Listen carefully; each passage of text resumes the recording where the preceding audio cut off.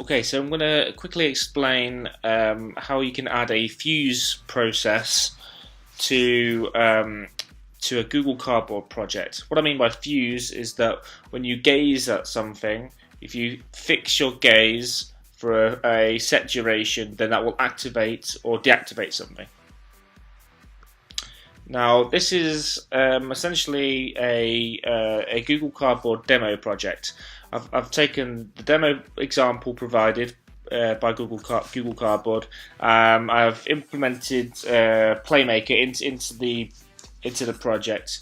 Now, I don't usually use Playmaker. This is just to show the example of how we can use gaze to trigger something with a fuse process, and then also tie this into an action inside a Playmaker.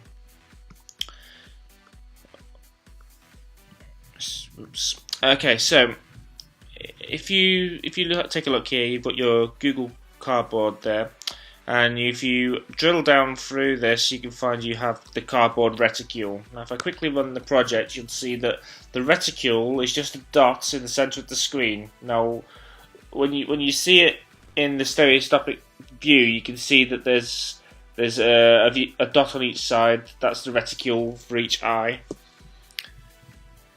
And what we've done with our reticule is we've replaced the standard script, which is a CardboardReticle script, and we've replaced that with the CardboardFuseReticle, and that's a custom script that I've written. Now, this is taken the CardboardReticle script provided by Google and expanding on that to add the fuse functionality. Now, as you can see here, I've added an extra field, which is fuse time. So that's 1.5 seconds. So what you'll find now is that if we take a look at our cube has got a state machine on it. Let me just scroll across here so you can see our state machine. Okay. So in its normal state, we've not added much to this, but what it's currently doing is we've added the CardboardFuseAction. Now, there's a couple of different choices here. We've got fuse start, fuse complete, update, and reset, and there's also a one-shot option. So we've wired this up for fuse complete.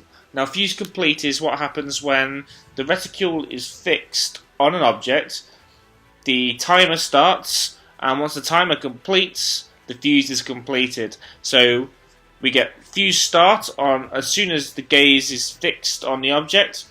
The timer starts ticking, and fuse update happens each time the fuse updates. So this will be fired multiple times a second, and then fuse complete happens before you move your eye away from the object, and then fuse resets.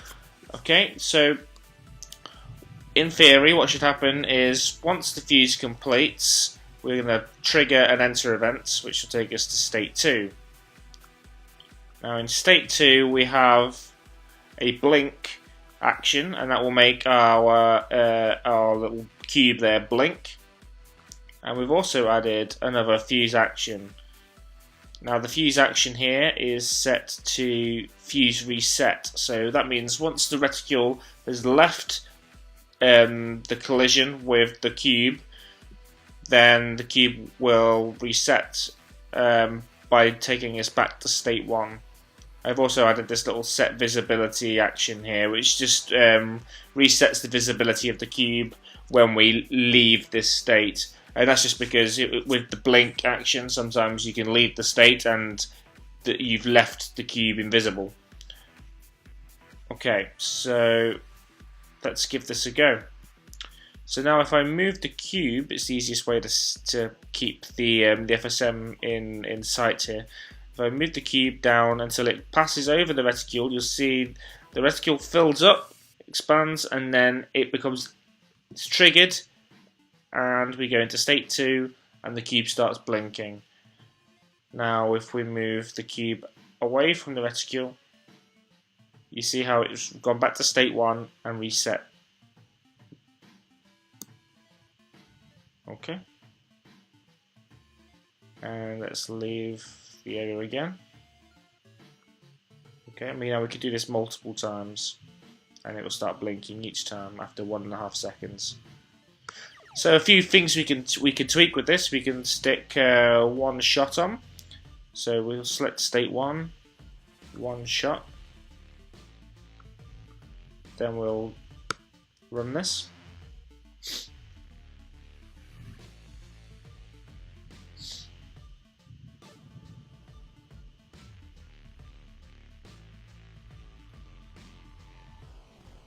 Okay, now this time when we move the cube in front of the reticule, it's triggered once, it blinks, we move away, it's reset, we move in front, it's triggered, but no longer do we move to state 2, and that's because the one shot has already occurred, it can't happen again.